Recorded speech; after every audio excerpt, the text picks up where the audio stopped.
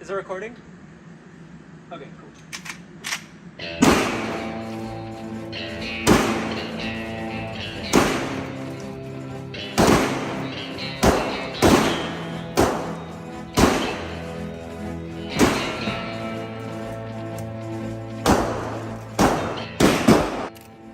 Hey, Drew here with another video, this time on the Henry Big Boy Classic in 357 Magnum.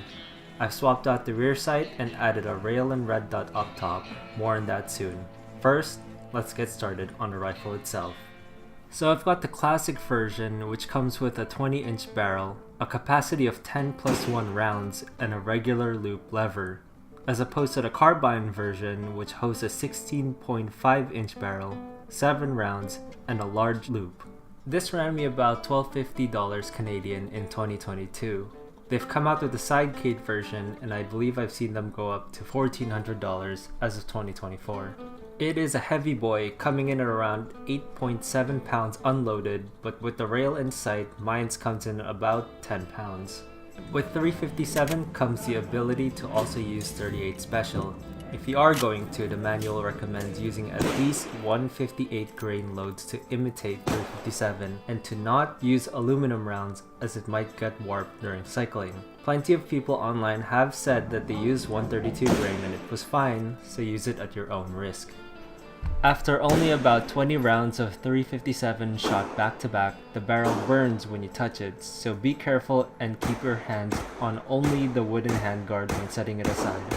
So from front to back, we've got ourselves a blued octagonal barrel with insets you can punch in and out your front and rear irons. Just below we've got the tube loader where we drop our rounds rim first. The magazine tube is a simple twist clockwise and pull, and the inverse to lock it back in place.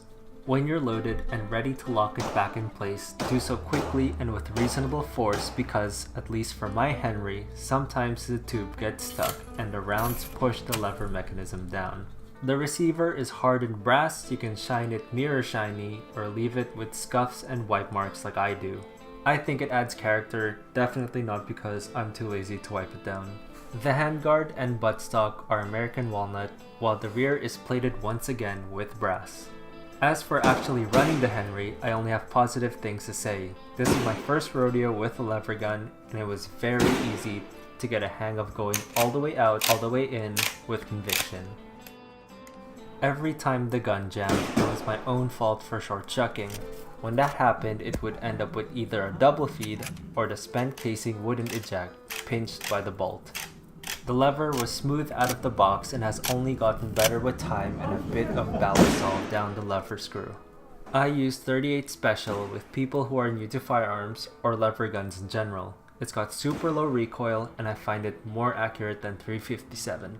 Although I will say 357 just has a satisfying kick that makes you forget about saving money on 38. For brands and loads, I just buy what's available for less in 158 grain. For 38 Special, it's usually Federal American Eagle or Cellular and Bellet. And for 357, it's usually PMC Bronze or the previously mentioned two brands. They all seem to work mostly the same within 30 meters. Briefly regarding the power of 357, I'm no hunter, but I have been told that it is a good round for white-tailed deer within 100 meters. Do make sure of that information yourself if you are interested.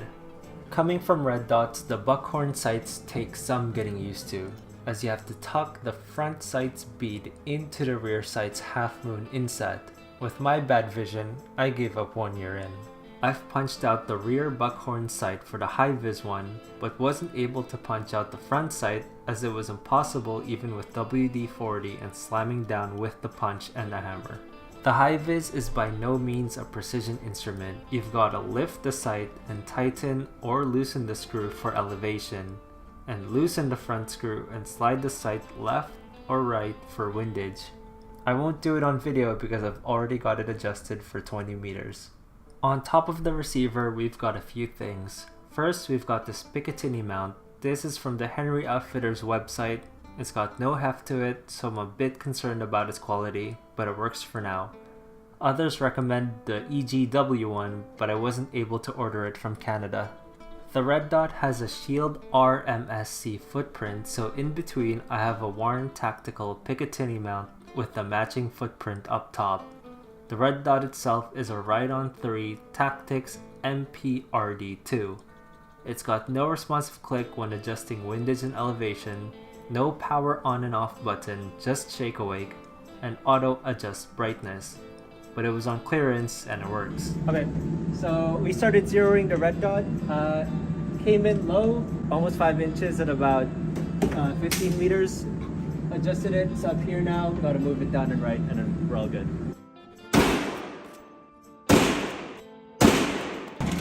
It's on. Okay, so yeah, it's pretty much zeroed. I'm gonna take it out to the end of the range, probably 30 meters, and then adjust it some more there. I mean, yeah, the dot was blurry because I have astigmatism and you don't have your glasses. But we got it zeroed all the same. There it is at 15 meters, I think. And here it is at 10. I've also got a spare shoelace tied around the lever to save my fingers from bone to metal abuse when working the gun. Lastly, I've got this TOURBON cheek rest for an ever so slight rise so I can meet the red dot a little easier.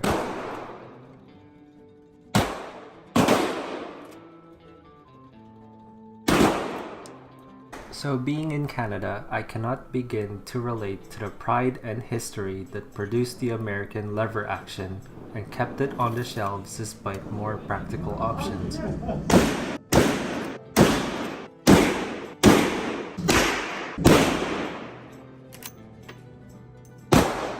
But having now owned one for a couple of years, I can at least understand. It's just a lot of fun to shoot and it looks like an art piece. Every time I go to the range, it catches a few eyes and receives a couple compliments. Henry customer service is also worth a mention. I had an issue with my rear sight's half moon plate coming loose and jumping out at the range, so they sent me a new one within the week. They also sent me a hat, mug, and some other goods, so shout out to them. That about covers everything I got for this big boy. Always remember that this is one model of millions and you may have a better or worse experience with reliability and accuracy. Like or dislike, comment, and subscribe. See you on the next one. Oh, it's all low.